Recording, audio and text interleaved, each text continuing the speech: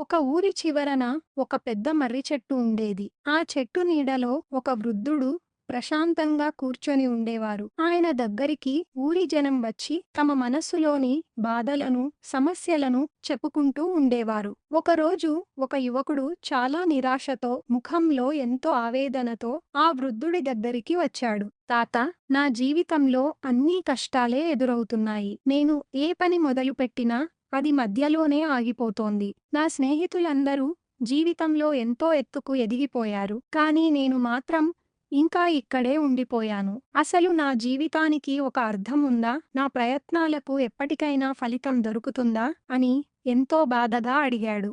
ఆ వృద్ధుడు చిరునవ్వు నవ్వి ఆ యువకుడికి 2 విత్తనాలు ఇచ్చాడు. ఒకటి వెదురు విత్తనం, రెండోది ఫెర్న్ అనే ఒక చిన్న మొక్క విత్తనం. నాయనా, ఈ రెండింటిని నీ ఇంటి పెరట్లో నాటి రోజూ వీటికి నీళ్లు పోస్తూ జాగ్రత్తగా చూసుకో. నీకు సమాధానం కాలమే చెబుతుంది అని పంపించాడు. ఆ యువకుడు తాత చెప్పినట్టే ఆ 2 విత్తనాలను నాటి రోజూ ఎంతో శ్రద్ధగా నీళ్లు పోస్తూ చూసుకోసాగాడు. కొన్ని రోజులకే ఫెర్న్ మొక్క మట్టిని చీల్చుకుని బయటకు వచ్చి చూస్తుండగానే చాలా అందంగా పచ్చగా పెరిగిపోయింది. కానీ వెదురు విత్తనం నాటిన చోట మాత్రం కనీసం చిన్న మొలక కూడా కనిపించలేదు.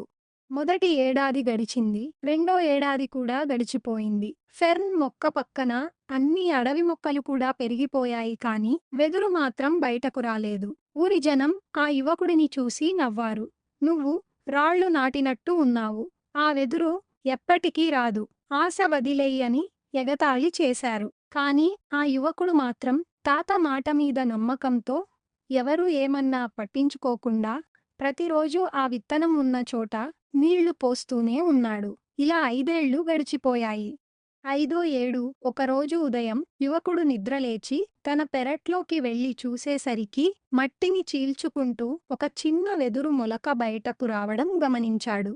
ఆశ్చర్యకరంగా ఆ చిన్న మొలక కేవలం 6 వారాల సమయంలోనే సుమారు 100 అడుగుల ఎత్తుకు పెరిగిపోయింది. అది చూసి ఆ యువకుడు ఆశ్చర్యంతో నోరెళ్లబెట్టాడు. వెంటనే పరిగెత్తుకుంటూ వెళ్లి ఆ వృద్ధుడికి ఈ విషయం చెప్పాడు. అప్పుడు ఆ వృద్ధుడు నెమ్మదిగా ఇలా అన్నాడు. చూసావా నాయనా, ఆ వెదురు మొక్క గత 5 ఏళ్లుగా బయటకి కనిపించలేదు. కానీ ఆ 5 ఏళ్ల కాలం అది భూమి లోపల తన వేర్లను చాలా బలంగా పాతుకుంది. అంత ఎత్తు పెరగాలంటే దానికి అంత బలమైన పునాది కావాలి, కాబట్టి అది అంత సమయం తీసుకుంది. నీ జీవితం కూడా అంతే.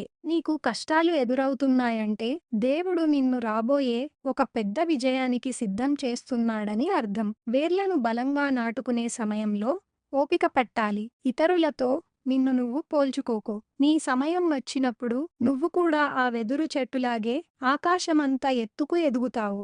అప్పటి వరకు ఓపికతో, నీ మీద నీకు నమ్మకంతో నీ ప్రయత్నం చెయ్యి. ఈ మాటలు విన్న యువకుడికి తన తప్పు తెలిసొచ్చింది. తన జీవితంలో వస్తున్న కష్టాలు తనను బలవంతుడిని చేస్తున్నాయని గ్రహించి రెట్టింపు ఉత్సాహంతో తన పనిలో నిమగ్నమయ్యాడు. మిత్రులారా, ఓపిక ఉన్న చోట విజయం ఖచ్చితంగా ఉంటుంది.